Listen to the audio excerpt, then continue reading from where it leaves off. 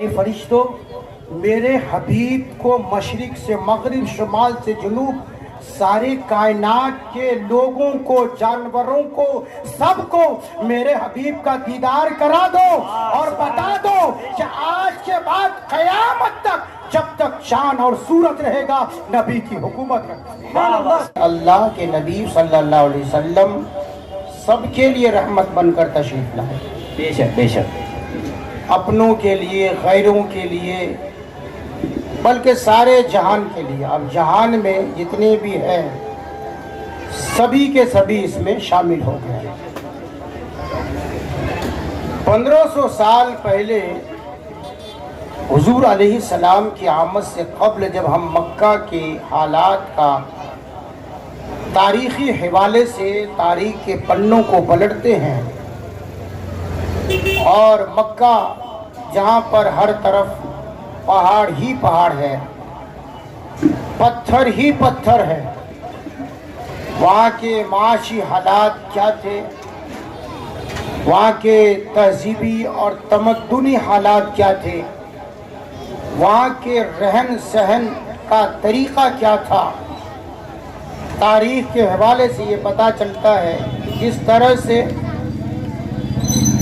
پہاڑی علاقہ تھا اسی طرح سے اہل مکہ نے دین ابراہیم کو بدل ڈالا تھا، اور پہاڑوں کو دیکھ دیکھ کر وہ خود بھی، اس کا دل بھی اتنا سخت ہو چکا تھا کہ وہ پتھروں کی پرستش کرتے تھے، پتھروں کی عبادت کرتے، اور اس کے اندر کچھ خاصیت ایسی تھی، ہر قوم کے اندر کچھ نہ کچھ خاصیتیں ہوتی ہیں، ایسا نہیں ہے کہ سراپا اس کے اندر صرف برائیاں ہی ہو۔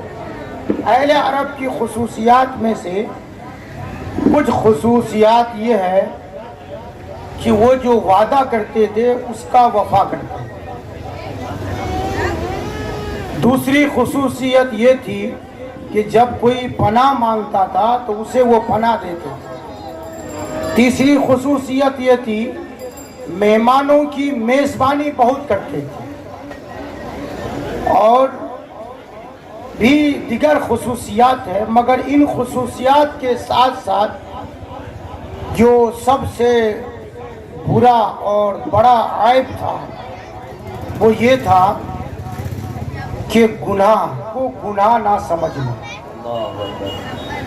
جاہلیت کے ایام میں کالے اور گورے میں امتیاز پیدا کرنا، بیوہ عورتوں کو دیکھنا وہ معیوب گناہ سمجھتے تھے، اور اسے 40 دن سے بھی زائد، ایک روایت میں ہے کہ کئی مہینے تک اسے گھر میں رکھا جاتا، اور اس سے بھی بڑا گناہ اس کا یہ تھا کہ وہ اپنی بیٹیوں کو زندہ دفن کر دیتے تھے۔ اس کی سوچ یہ تھی کہ بیٹیاں جب پیدا ہوتی ہے تو پھر یہ بڑی ہوگی اور اس کی پھر شادی کرانی ہے، پھر ہمارے پاس داماد آئے گا، پھر ہمیں اس کے سامنے جھکنا پڑے گا، اور اسے وہ منحوس سمجھتے تھے۔ اس کا واقعہ، اس کا اندازہ پیارے نبی صلی اللہ علیہ وسلم کے اس حدیث پاک سے لگا سکتے ہیں کہ رحمت عالم سید عالم جناب محمد رسول اللہ صلی اللہ علیہ وسلم ایک موقع پر صحابہ سے خطاب فرما رہے ہیں۔ وہ خطاب کیا ہے؟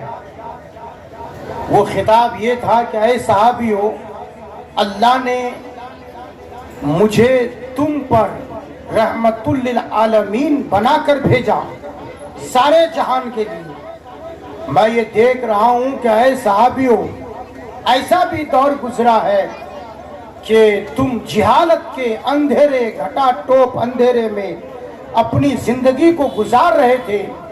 بھائی بھائی کا دشمن، ماں بیٹی کا دشمن، قبیلے قبیلے کا دشمن، اور اگر ایک لڑائی کسی قبیلے کے ساتھ ہو جاتی تو برسوں تک وہ لڑائی ختم نہ ہوتی تھی، لیکن اللہ کا احسان ہوا کہ اللہ نے مجھے تم ہی میں سے انسانی شکل و صورت میں، بشریت کے لباس میں تمہارے درمیان ہدایت کے لیے نبی اور رسول بنا کر بھیجا۔ واہ واہ سبحان اللہ، بے شک کیا بات۔ حضور علیہ السلام یہ ذکر فرما رہے ہیں، صحابہ کرام میں ایک صحابی، ان کی آنکھوں میں آنسو کے قطرات بہہ پڑتے ہیں۔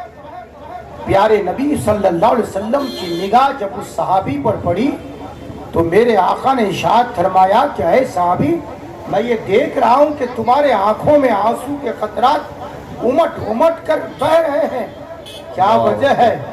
اس صحابی نے کہا یا رسول اللہ صلی اللہ علیہ وسلم، مجھے اپنے دور جاہلیت کے، یعنی جب آپ تشریف نہیں لائے تھے، جب آپ اس دنیا میں آپ کی نبوت کا اعلان نہ ہوا تھا، اے اللہ کے نبی صلی اللہ علیہ وسلم، میرے ساتھ ایسا معاملہ درپیش آیا کہ میں ایک مزدور آدمی، کھیت میں کام کرنے والا، کدال لے کر کے کھجور کے باغ کے طرف جاتا، روزانہ مزدوری کرتا، پھر گھر آتا۔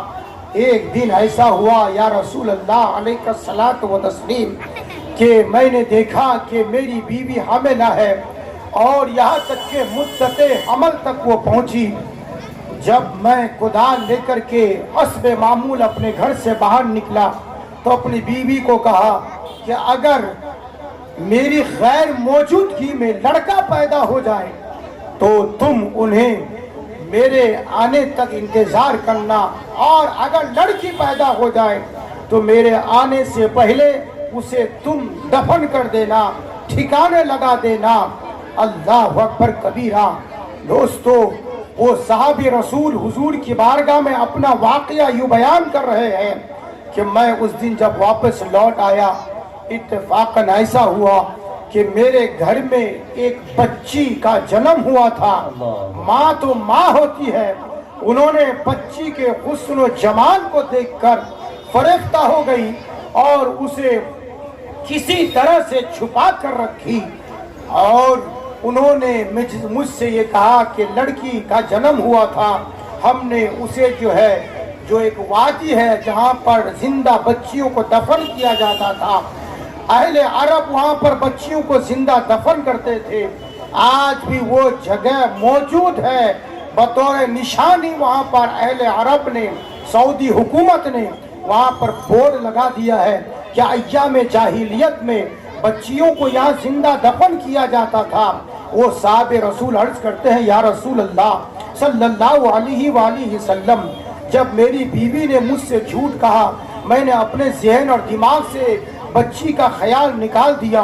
اتفاق ایسا ہوا، کچھ مہینے گزر گئے، اچانک جب میں پھر مزدوری کر کے گھر واپس آیا تو کیا دیکھتا ہوں کہ میری بیوی ایک پیاری سی بچی جو بہت ہی خوبصورت تھی، ان کے بال کو سہلا رہی تھی، ان کے چہرے کو چوم رہی تھی اور ان سے پیار کر رہی تھی۔ اچانک میرا گھر میں داخل ہونا اسے تعجب سا لگا۔ میں نے کہا یہ بچی کس کی ہے؟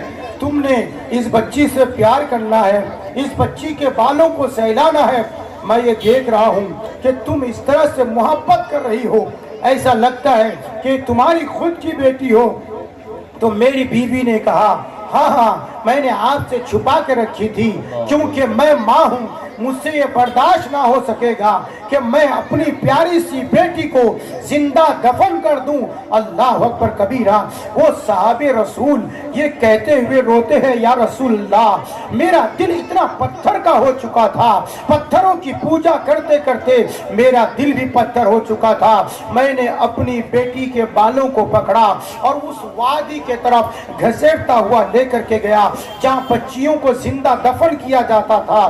جب میں نے اپنے ہاتھ سے قبر کو کھودا، قبر کو کھودنے کے بعد، گڈھا کو کھودنے کے بعد اس بچی کو اس قبر میں ڈالنا چاہا تو میری بچی نے یہ گویا کہ کہا اے ابا حضور میری کیا غلطی ہے، یہاں تک کہ اس نے کہا یا ابتی لفظ یہ میں نے سنا، یہاں تک کہ میں نے اسے اس زمین پر ڈال دیا۔ گویا کہ وہ بچی کہہ رہی ہے اے اللہ زمین کیوں نہیں پھٹ جاتی, آسمان کیوں نہیں پھٹ جاتا, زمین دنیا درہم برہم کیوں نہیں ہو جاتی ہے.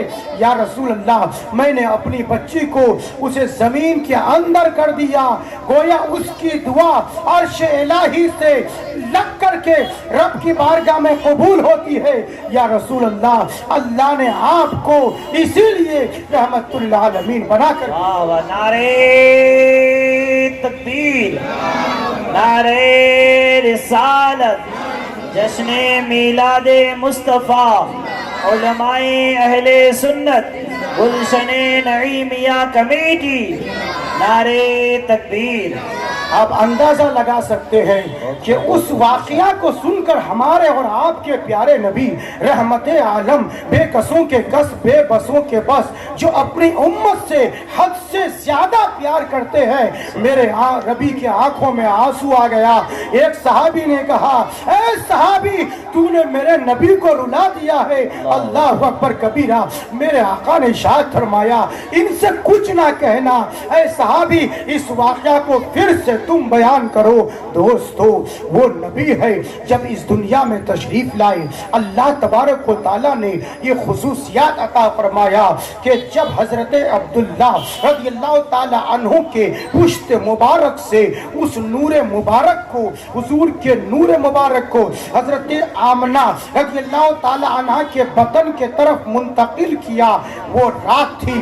علماء بیان فرماتے ہیں وہ جو رات تھی, وہ جو لمحہ تھا, جس لمحے میں جس رات میں اللہ عز و جل نے نور محمدی علیہ التحیت و ثنا کو حضرت عبداللہ کے پشت سے حضرت آمنہ کے بطن کے طرف منتقل کیا, وہ رات کوئی معمولی رات نہ تھی. وہ رات ایک ایسی رات تھی کہ علماء نے لکھا ہے کہ اللہ عز و جل اس میں اتنی رحمتیں نازل فرمایا کہ اللہ تبارک و تعالی عز و جل نے اس روز اللہ عز و جل نے خاص اہتمام فرمایا, فرشتوں میں اعلان کروایا کہ میں نے اپنے حبیب کا نور آمنہ کے بدن کے طرف منتقل کر دیا ہے.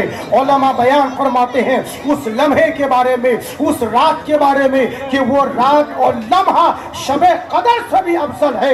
اس لیے شب قدر سے افضل ہے کہ شب قدر یہ 1000 راتوں سے افضل اس لیے بنی کیونکہ اللہ نے اس رات میں قرآن کو نازل فرمایا. اس لیے شب قدر کے بارے میں قرآن نے کہا تنزل الملائکۃ والروح فیہا باذن ربہم من کل امر سلام ہی حتی مطلع الفجر. یہاں جبرائیل فرشتوں کے ساتھ نازل ہوتے ہیں. کیوں نازل ہوتے ہیں؟ کیونکہ اس رات میں اللہ نے قرآن کو نازل فرمایا. اور یہ جو رات ہے جس رات میں حضرت عبداللہ رضی اللہ تعالیٰ عنہ کے پشت انور سے نور مصطفیٰ حضرت آمنہ کے بطن کے طرف منتقل ہوا, یہ وہ رات ہے کہ جن کے صدقے میں شب قدر ملی وہ رسول اس رات میں تشریف لائے. نعرے تکبیر, نعرے رسالت, جشن میلاد مصطفیٰ, گلشن نعیمیہ کمیٹی, نعرے تکبیر. ماشاءاللہ بہت. اس لیے زمین نے اللہ سے کہا اے رب کائنات ہم نے سنا ہے کہ تیرا محبوب جو ہے اس دنیا میں تشریف لے کر آنے والا ہے. زمین اور آسمان کے درمیان جھگڑا, ایک دوسرے پر بحث اور مباحثہ ہوا. زمین کہہ رہی ہے کہ میں افضل ہوں, آسمان کہہ رہا ہے میں افضل ہوں. زمین آسمان نے کہا میں افضل اس لیے ہوں کہ میرے پاس سورج ہے, میرے پاس ستارے ہیں, میرے پاس چاند ہے, میرے پاس فرشتے ہیں, میں بلند میں ہوں. زمین نے کہا بھلے تمہارے پاس چاند اور سورج اور زمین ہے مگر سنو سنو میرے پاس جو ہے, میرے پاس تمام کائنات کے جو تاجدار ہے حضور سید عالم صلی اللہ علیہ وسلم ہے جو تم سے افضل ہے. اتنا کہنا تھا کہ آسمان خاموش ہو گیا. اللہ عز و جل نے آسمان کی طرف وہی فرمائی اے آسمان تو خاموش کیوں ہو گیا؟ تو آسمان نے کہا اے اللہ میرے پاس اس کا جواب نہیں ہے کیونکہ جن کے صدقے میں تو نے مجھے بنایا, آسمان کو بنایا, چاند و سورج کو بنایا, وہ زمین پر ہے تو زمین اس لیے افضل ہے, تو مجھے بھی یہ شرف عطا فرما دے. تو اللہ نے کہا اے آسمان ایک دن ایسا آئے گا کہ میں اپنے حبیب کا قدم تیرے سینے پر رکھواؤں گا جس کے سبب سے تو بھی فضیلت پر ناز۔ سبحان اللہ، نعرہ تکبیر، نعرہ رسالت، جشن میلاد مصطفیٰ، نعرہ تکبیر۔ بہت خوب۔ اس لیے حضور صلی اللہ علیہ وسلم کو شب معراج میں آسمان سے بھی پار کرایا گیا تاکہ آسمان بھی حضور کے فیض سے مستفید ہو جائے۔ لیکن حضور علیہ الصلوۃ والتسلیم کے تشریف لانے سے پہلے صاحب شواہد النبوہ لکھتے ہیں کہ زمین اور آسمان کے درمیان ایک بحث چھڑی۔ وہ بحث یہ چھڑی کہ جس نبی کا ذکر ہم سنتے آ رہے ہیں، زمین نے کہا رات اور دن کے درمیان، رات نے کہا مولا اپنے حبیب کو رات میں بھیجنا تاکہ میں فخر محسوس کروں، دن نے کہا مولا اپنے حبیب کو دن میں بھیجنا تاکہ میں رات پر فخر محسوس کروں۔ دن اور رات میں یہ اختلاف چلا اور سب اللہ کی بارگاہ میں دعا کر رہے ہیں، مگر قربان جاؤ اللہ تو رحمان و رحیم ہے، دونوں کی دعا کو قبول فرما لیا۔ اپنے حبیب صلی اللہ علیہ وسلم کو ایسے وقت میں دنیا میں بھیجا کہ رات جا رہی ہے، صبح صادق کا وقت ہے، سورج نکلنے سے پہلے بعد 6750 برس زمانہ آدم علیہ السلام کے سورج رات جا رہی ہے، صبح صادق کا وقت ہے، دن آ رہا ہے تاکہ رات کی بھی دعا قبول ہو جائے، دن کی بھی دعا قبول ہو جائے۔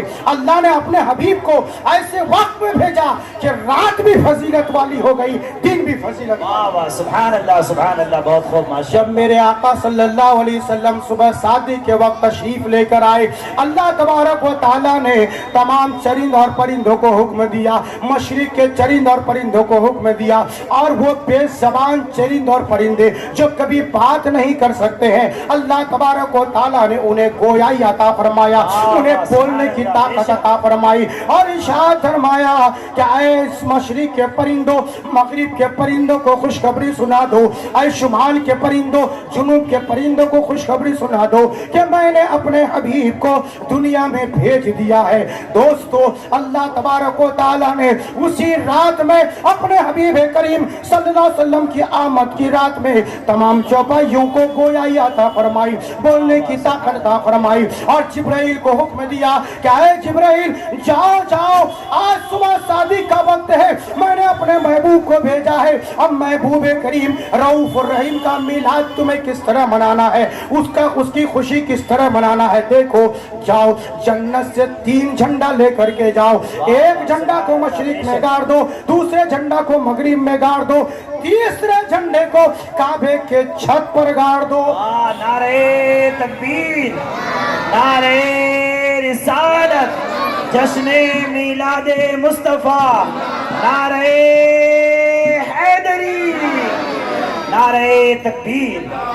حضرت آمنہ رضی اللہ تعالی عنہ فرماتی ہے کہ اللہ اللہ میں تمہیں کیا بتاؤں کہ جب میرے نبی صلی اللہ علیہ وسلم میرے بطن مبارک میں تھے، تشریف فرما تھے، تو مجھے اس کا احساس نہ ہوا، اور جب وقت تولد قریب ہوا میں اپنے گھر میں اکیلی تھی، مجھے خوف محسوس ہوا، چاروں طرف سے دروازہ بند تھا، اتنے میں اچانک ایک عورت کا ظہور ہوا، اس کو دیکھ کر کے میں گھبرا گئی، مگر اس کی شکل و صورت جو ہے اہل عرب قریش کی عورتوں سے ملتی جلتی تھی۔ انہوں نے کہا کہ اے آمنہ گھبراؤ نہیں، میں کوئی عام عورت نہیں ہوں بلکہ حضرت آدم کی بیوی حوا ہوں۔ واہ واہ، سبحان اللہ، بے تمہیں شک۔ مبارکباد دینے کے لیے آئی ہوں کہ تمہیں مبارک ہو کہ سید الانبیاء رحمت للعالمین تشریف لے کر آنے والے ہیں۔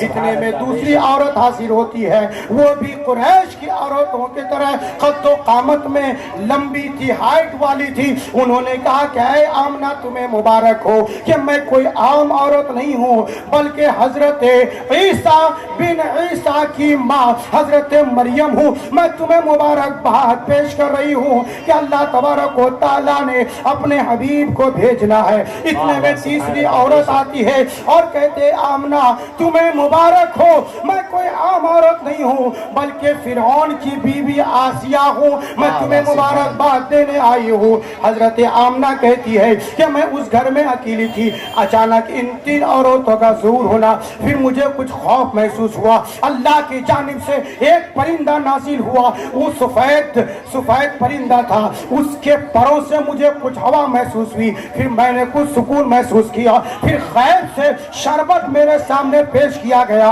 जो दूध से भी ज्यादा सफेद था और शहद से भी ज्यादा मीठा था और बर्फ से भी ज्यादा ठंडा था। जब मैंने उसे पिया तो सारा खौफ जाहिल हो गया, यहाँ तक के प्यारे नबी सरकार मदीना बेकसों के पास जनाब मोहम्मद रसूलुल्लाह सल्लल्लाहु अलैहि वसल्लम तशरीफ लेकर के आए। जब हुजूर तशरीफ लेकर के आए तो फौरन सजदे में गिर गए। वाह वाह सुभान अल्लाह, नारे तकबीर, नारे रिसालत, या रसूलुल्लाह, लब्बैक या रसूल अल्लाह, लब्बैक या रसूल अल्लाह, लब्बैक या रसूल अल्लाह, तकबीर। हजरत आमना फरमाती है खरज मिन्नी नूर अदाला उसुर शाम, जहाँ तक कि जब हुजूर तशरीफ लाए मुझसे एक नूर निकला और उस नूर की रोशनी ने मुल्क शाम के महलात को दिखा दिया। हजरत आमना फरमाती है कि अल्लाह अकबर कबीरा। इतने में हजरत अब्दुल मुत्तलिब का ये बयान है कि मैं काबे का तवाफ कर रहा था, मैंने क्या देखा कि हजरत अब्दुल्ला के घर तवाफ करते करते मैं क्या देख रहा हूँ कि काबा जो है मकाम इब्राहिम के तरफ झुक गया, सजदे की हालत में हो गया। मुझे ताज्जुब हुआ कि ये काबा जो कभी झुकने वाला नहीं है, मगर मामला क्या है। तो मैं वहां से भागता हुआ हजरत अब्दुल्ला के घर के तरफ आया। हजरत अब्दुल्ला के घर के तरफ जब आया तो देखा दरवाजा बंद है। मैंने बाहर से खटखटाया तो हजरत आमना ने आवाज दी, कौन? कहा कि बेटी मैं अब्दुल मुत्तलिब हूँ, क्या मेरे बेटे के तरफ से कुछ खुशखबरी है, यानी हजरत अब्दुल्ला के तरफ से? तो हजरत आमना ने कहा हाँ, अल्लाह तबारक व तआला ने एक बेटा अता फरमाया है। हजरत अब्दुल मुत्तलिब ने कहा मैं तो दादा हूँ, मैं बेचैन हूँ, बेताब हूँ। आमना जरा मुझे दिखाओ तो सही, उस लख्ते जिगर को दिखाओ तो सही जिसके लिए मैंने दुआएं की, मन्नतें मांगी है। हजरत आमना कहती है नहीं नहीं, आपको मैं दिखा नहीं सकती, किसी को दिखा नहीं सकती हूँ। अल्लाह अकबर कबीरा। उन्होंने कहा उसकी वजह क्या है? कि अल्लाह की तरफ से यह हुक्म ने आवाज आ रही है। हजरत अब्दुल मुत्तलिब कहते हैं मैंने कोशिश किया, इतने में एक नकाबपोश शख्स, उसके हाथ में तलवार है, वो खड़े हो गया अचानक और कहा कि अब्दुल मुत्तलिब जिद ना करो और चले जाओ। हजरत अब्दुल मुत्तलिब कहते हैं कि मैंने चाहा कि अहले कुरैश को खुशखबरी सुना दूं, मगर अल्लाह तबारक व तआला ने मेरी जबान को 3 दिन तक बंद रखा। हजरत आमना फरमाती है कि जब हुजूर तशरीफ लेकर आए और बच्चा जब पैदा होता है वो हालत सजदे में नहीं, मगर जब मेरे नबी तशरीफ लाए तो हालत सजदे में। वाह वाह सुभान अल्लाह, बेशक जबान पर जारी है ला इलाहा इल्लल्लाह अन्नी रसूलुल्लाह, नहीं है कोई माबूद और मैं अल्लाह का रसूल हूँ। दूसरी रवायत में है कि हुजूर सजदे में गए तो फरमाया रब्बी हबली उम्मती, माँ से बढ़कर कौन बच्चे की विलादत की खबर सुना सकता है। तो हजरत आमना कहती है कि अल्लाह अल्लाह, जब हुजूर तशरीफ लाए सफिया बिनते अब्दुल मुत्तलिब कहती है कि मैं हजरत आमना के पास पहुंची और खुसूसियात में से ये खुसूसियत ये थी कि हुजूर अलैहिस्सलातु व तस्लीम को अचानक मेरी निगाहों से गायब कर दिया गया। कौन कहती है? हुजूर की माँ कहती है जब निगाहों से गायब कर दिया गया तो मुझे आवाज आई। वो आवाज क्या थी? कहे फरिश्तों, मेरे हबीब को मशरिक से मगरिब, शुमाल से जुनूब, सारे कायनात के लोगों को, जानवरों को, सबको मेरे हबीब का दीदार करा दो और बता दो कि आज के बाद क़यामत तक जब तक चांद और सूरज रहेगा नबी की हुकूमत रहेगी। जब तक चांद और सूरज क़यामत तक हुजूर को कब्जा दे दिया गया, फिरा दिया गया और गुस्ल दिया गया आबे ज़मज़म से। अल्लाह अकबर कबीरा। हजरत आमना कहती है कि जब मैंने उसे अपने हाथ में लिया, जब ये फिरा दिए, हजरत आमना कहती है कि पानी के कतरात हुजूर से टपक रहे थे। حضرت صفیہ بنت عبد المطلب کہتی ہے کہ میں نے چاہا کہ میں دیکھوں لڑکا ہے کہ لڑکی ہے. تو جب لڑکا ہے کہ لڑکی ہے چاہا تو حضرت آمنہ نے کہا کہ لڑکا پیدا ہوا ہے. کہا یہ بھی دیکھوں کہ ختنہ کیا ہوا ہے کہ بغیر ختنہ کیا ہوا ہے.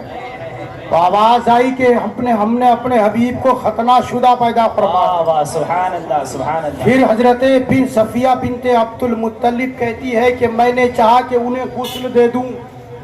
تو آواز آئی ہے صفیہ بنت عبد المطلب تم زحمت نہ کرو، ہم نے اپنے حبیب کو پاک اور صاف بلکہ پاک اور صاف کرنے والا بنا کر بھیجا. واہ واہ سبحان اللہ. میں نے سوچا کہ اپنے حبیب حضرت حضور صلی اللہ علیہ وآلہ وسلم کا دیدار تو کر لوں.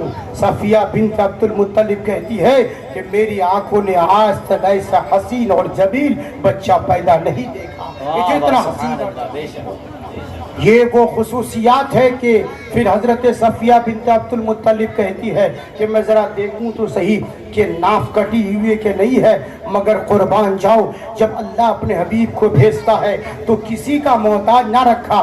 ناف کٹی ہوئی تھی، ناف بریدہ تھی، کٹی ہوئی تھی. ادھر ابو لہب کو دیکھو، حضور کا چچا ہے. ابو لہب جو صہیبہ لونڈی تھی اس کی، ابو لہب کی، انہوں نے اسے خوشخبری دینے کے لیے دوڑتے ہوئے گئے کہ اے ابو لہب تجھے مبارک ہو. کس بات کی؟ کہ تمہارا جو بھائی ہے جن کا انتقال ہو گیا، یعنی ہمارے حضور صلی اللہ علیہ وسلم کے جو والد محترم تھے، حضور کے آنے سے پہلے آپ کا وصال ہو گیا. کیونکہ ظاہری طور پر اللہ کی اس میں مصلحت تھی کہ وہ خود اللہ تبارک و تعالی اپنے حبیب کی پرورش. تو صہیبہ لونڈی نے جب ابو لہب سے جا کے کہا کہ تیرے بھائی کے گھر ایک بچہ پیدا ہوا ہے، لڑکا پیدا ہوا ہے، تمہیں مبارک ہو، بخاری شریف کی حدیث ہے. تو اس نے کیا کیا؟ تھا کافر، اور اس نے اشارہ کر کے ہاتھ سے انگلی کے اشارے سے کہ جا میں نے تمہیں آزاد کر دیا. واہ واہ سبحان اللہ سبحان اللہ. بے شک نبی کے میلاد کی خوشی میں نہ آزاد کیا، بے شک. پر نبی پیدا ہوئے تب نہ آزاد کیا. ذرا پوائنٹ کی بات سنیے، آزاد کیوں کیا؟ کیونکہ اسے خوشی ہوئی کہ نبی تشریف لائے. جبکہ اس وقت حضور نے بچے تھے، ظاہری طور پر نبوت کا اعلان تو 40 سال کے بعد. ابو لہب کو آزاد کرنا تھا، کر دیا. اور اس کے کفر کے بارے میں کسی کو شک نہیں. قرآن کا اٹل حکم ہے تبت یدا ابی لہب و تب. اب شریعت کے دائرے میں ہم دیکھتے ہیں کہ اگر کوئی کافر و مشرک نیک عمل کرتا، مثال کے طور پر کوئی روزہ رکھ لیا، آپ دیکھتے ہو کہ بہت لوگ رکھتے ہیں، کوئی صدقہ و خیرات کر لیا، کوئی اچھا کام کر لیا، تو اس کا بدلہ شریعت کی روشنی میں کیا ہے؟ اب اس مسئلے کو ذہن میں رکھیں. تو علماء اور مفتیان کرام اس کی تشریحات میں فرماتے ہیں کہ ایمان کے علاوہ جتنے بھی مشرکین، کافرین، یہود و نصارہ جو بھی ہیں، اگر وہ نیک کام کرے، چاہے وہ روزہ رکھے، چاہے وہ نماز پڑھے، قرآن پڑھے، کچھ بھی پڑھے، اللہ تبارک و تعالی کسی کا احسان اپنے اوپر نہیں رکھتا ہے، بلکہ اس کا بدلہ اسے دنیا میں دے دیتا ہے. آخرت میں اس کا حصہ نہیں، دنیا ہی میں معاملہ ختم. لیکن ابو لہب جب مرا، نبی کریم صلی اللہ علیہ وسلم کا کٹر دشمن، اسلام کا کٹر دشمن، جب مرا، مرنے کے بعد کسی نے اسے خواب دیکھا، خواب میں، اور کہا کہ ابو لہب تو بڑا کٹر دشمن اسلام تھا، میرے نبی کا دشمن تھا، تیرے ساتھ کیا معاملہ بنا؟ تو ابو لہب نے کیا کہا کہ جب سے میں مرا ہوں طرح طرح کے عذاب میں مبتلا ہوں. مجھ سے یہ نہ پوچھو کہ میرا کیا حال ہے، مگر ہاں جب سوموار کا دن آتا ہے نا، بولو سبحان اللہ سبحان اللہ. کون سا دن؟ پیر کا دن. حضور پیر کے دن تشریف لائے، سبحان اللہ. سبحان اللہ سبحان اور حضور علیہ السلام سے جب پوچھا گیا یا رسول اللہ صلی اللہ علیہ وسلم آپ پیر کے دن روزہ رکھتے ہیں؟ حضور نے کیا فرمایا؟ میں پیر کے دن اس لیے روزہ رکھتا ہوں کہ میری پیدائش کا یہ دن ہے. بے شک سبحان اللہ سبحان گویا حضور نے اپنا میلاد خود روزہ رکھ کے منوایا. واہ واہ سبحان اللہ بے شک بے شک امت کو تعلیم دی. ابو لہب نے کہا کہ جب پیر کا دن آتا ہے تو وہ پیر کے دن جس انگلی کے اشارے سے میں نے صہیبہ لونڈی کو آزاد کیا تھا میرے بھتیجے کی پیدائش پر، اس انگلی کے ذریعے سے اللہ تبارک و تعالیٰ کچھ پانی کے قطرات مجھے دیتا ہے اور وہ پانی کے قطرات سے میں راحت محسوس کرتا ہوں. واہ واہ سبحان اللہ. اس کا صلہ اسے ملا. اب سوال یہ پیدا ہوتا ہے کہ جب شریعت میں یہ مسئلہ ہے کہ کافر یا مشرک جو بھی نیک کام کرے اسے دنیا میں ملے گا، تو پھر ابو لہب کو کیسے ملا؟ یہ بڑا اہم نکتہ ہے. آدمی سوال کر سکتا ہے کہ بھائی پھر ابو لہب کو کیسے ملا؟ اچھا ملا بھی کیسے؟ دوسرے اور بھی اس نے کام کیا ہوگا، سراپا تو بدکار تھا ہی، مگر اہل عرب کی یہ خصوصیت تھی مہمان نوازی جو میں نے کہا، جی تو اسے دنیا میں مل گیا ہوگا. مگر نبی کریم صلی اللہ علیہ وسلم کی جو ولادت کی خوشی میں اس نے اپنی باندی کو آزاد کیا، اس کا بدلہ آخرت میں دیا. اس کی وجہ کیا ہے؟ تو علماء نے لکھا کہ اللہ تبارک و تعالی کا یہ اٹل قانون ہے کہ دنیا میں جو بھی عمل کرے اگر ایمان نہیں ہے ساتھ میں تو اس کا عمل کا بدلہ دنیا میں دیا جائے. مگر ابو لہب کیونکہ وہ کٹر دشمن اسلام اور کافر تھا، تو اپنے حبیب کریم رؤوف الرحیم صلی اللہ علیہ وسلم پر بھلے اس نے صہیبہ کو آزاد کیا تو وہ یہ احسان نہ جتلا سکے کہ یا اللہ میں نے تیرے نبی کی آمد کے صدقے میں نے اپنی صہیبہ لونڈی کو آزاد کیا تھا، اس لیے اللہ نے یہ حکم فرمایا بھلے تو کافر ہی صحیح مگر تو نے میرے حبیب کی ولادت کی خوشی منایا، کافر ہی صحیح میں اپنے محبوب پر تیرا یہ احسان رکھنے نہیں دوں گا.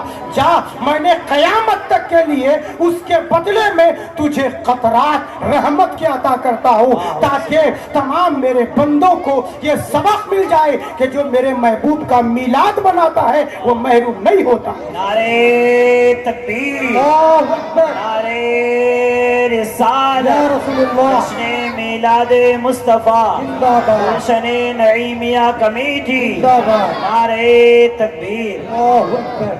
ادھر حضور تشریف لے کر آئے، ادھر عالم قیصر و کسریٰ یمن کا بادشاہ جو ایک محل تعمیر کر رہا تھا برسوں سے دریائے دجلہ کے کنارے، اور وہ دریائے دجلہ کے کنارے محل تعمیر کرتا ہے اور بے شمار پیسے اس میں خرچ کرتا ہے. پھر جب وہ رہنے جاتا ہے تو دریائے دجلہ اسے لے بہا کر لے کر کے چلے جاتا ہے. ادھر جس روز حضور تشریف لے کر آئے اس کے محل کے 14 کنگرے اینٹ گر گیا اور وہ آگ کا جو سمندر تھا جس کی وہ پوجا کرتے تھے اس کو کبھی بھی بجھنے نہیں دیتا تھا. رات اور دن اس کی عبادت کرتے تاکہ وہ یہ باور کرانا چاہتے تھے، عقیدہ دینا چاہتے تھے کہ ہم آگ کی پوجا کرتے ہیں اور یہ ہمیں نہیں جلائے گی. دوستو یہ اس کا عقیدہ تھا. مگر میں آپ کو یہ عرض کرتا چلوں حضرت شیخ عثمان ہارونی علیہ الرحمت و رضوان جو خواجہ غریب نواز کے پیر و مرشد ہے، انہوں نے ایک طرف سے جب گزرے تو دیکھا کہ کچھ پارسی لوگ آگ کی پوجا کرتے ہیں. آپ نے فرمایا تم اس کی کیوں عبادت کر رہے ہو؟ تو انہوں نے کہا کہ ہم اس لیے اس کی عبادت کرتے ہیں تاکہ یہ ہمیں جلائے نہیں. آپ نے کہا یہ تمہاری سوچ غلط ہے، اس لیے کہ یہ اس کی تم عبادت کرو جس نے اللہ جس رب نے آگ کو بھی پیدا کیا. انہوں نے کہا ہم اس بات کو نہیں مانتے ہیں. کہا کیا آپ اللہ کی عبادت کرتے ہیں تو کیا آگ آپ کو نہیں جلائے گی؟ کہا یقیناً نہیں. میں تو کیا میری جوتی کو نہیں جلا سکتی ہے. حضرت شیخ عثمان ہارونی نے اپنی جوتی کو اس آگ میں پھینک دیا. थोड़ी देर के बाद फिर वो जूती को बाहर निकाला तो वो सही और सलामत थी।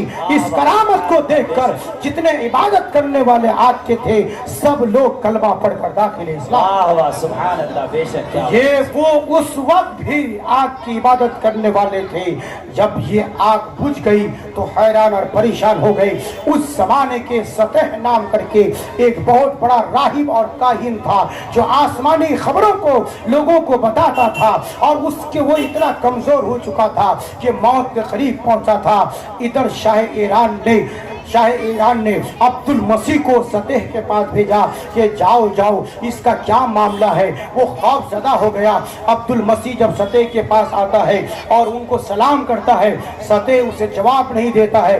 फिर वो कुछ अशार कहता है तो वो कहता है सुनो सुनो, तुमने जो ख्वाब बताया है, जिसकी ताबीर मैं तुम्हें बताता हूँ, जो तुमने बताया कि जो घोड़े हैं वो दौड़ता हुआ दरियाए दजला उबूर कर चुका है, और तुमने जो बताया कि वो जो आग बुझ गई है और वो जो समंदर जो कभी भरता नहीं वो भर गया है, और जब कभी खुश्क नहीं होता है वो खुश्क हो गया है। इसका मतलब ये है कि अल्लाह तबारक व तआला ने अपने हबीब को मक्का में भेज दिया है। ऐ अब्दुल मसीह, अपने बादशाह से कह देना कि अब सिर्फ और सिर्फ उसके 14 किंगरे गिनने का मतलब ये है कि सिर्फ 14 बादशाह होंगे।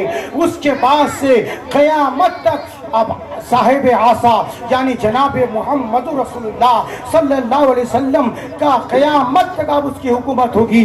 कुरान की तिलावत कसरत के साथ होगी और नबी आखिर ज़मां तशरीफ ला चुके हैं, ये कहा और सतह इंतकाल हो गया।